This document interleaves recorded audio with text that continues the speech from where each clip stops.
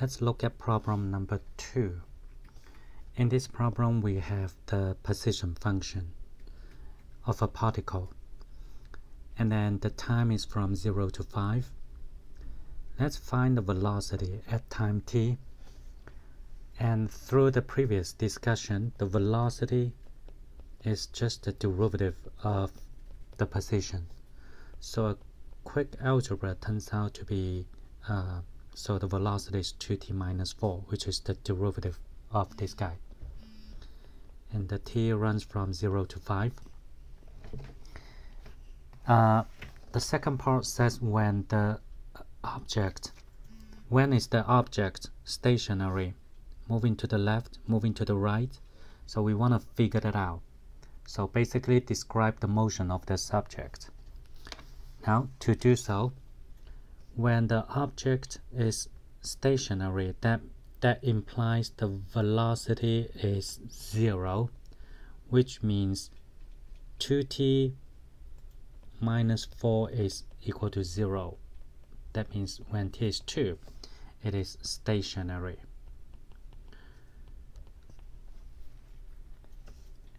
And then when t is less than 2, that means greater than 0 and less than 2, you can see from the function that this guy is actually less than 0, because when t is less than 2, the 2t will be less than 4. Therefore 2t minus 4 will be less than 0, which means the particle is moving left. And of course, when t is greater than 2 and less than or equal to 5, v of t will be greater than 0, which means moving to the right. Now, sometimes it might be easier. It's interesting to also look at the graph as well. So I'm gonna first draw the graph of the position function, and then I also would like to draw the velocity at the same time. So you may want to pause the video so that you can draw these two functions on this xy coordinates. So here the position function is t squared minus 4t. t squared minus 4t. And this is a quadratic function. You can quickly complete the square to see where it is. So I'm minus 4 plus 4 to complete the square, so that this guy is t minus 2 squared minus 4. So this is my position function. And if you that means the vertex is 2 and negative 4. So 2 and negative 4, this is the vertex of this parabola function. And you can also see that st is equal to 0 when t is equal to 0 and 4. I can see that because this function can quickly be factored as t minus 4.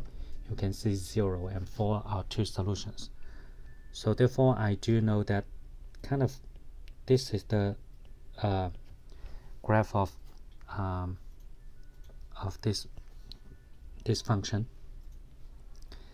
And of course, when it is 5, when t is 5, if you plug in there, it's actually 5 squared 25 minus 4 times 5, which is 20, is actually 5. So therefore, this actually is the endpoint of the function.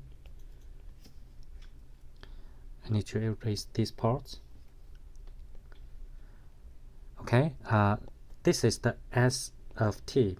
Let's draw the velocity. And if you can recall that we actually have the velocity function right here, to t minus 4. So velocity is 2t minus 4, which is a straight line. So when t is 2, it's 0, and y-intercept is negative 4. So it's actually it looks like this. Okay, so this is the velocity function v of t. Hopefully, with what you learn from this graph, you're convinced that this straight line is actually the derivative of this red curve. And you can see that at this point, the tangent line is horizontal. That's why this is 0 here. And in this branch, the slope of tangent lines are all negative. Therefore, it's below 0 here. On this branch, the slope of the tangent line are all positive. That's why it is above. So now, even though previously we discussed the motion, I would actually like to discuss it again using the graph that we just created here. So when t is you can see that from the graph, this is where the particle is stationary. I'm gonna so 0, and then when t is 0, when t is 0, the v of 0 is -4. In other words, when at the time t equals 0, the velocity is going going to the left. And when time is 2, velocity is 0. So the particle travels to the left for 2 seconds, and then it turns at time 2. At time 2, that's when it turns to the right, because after that point, the velocity is greater than 0, right?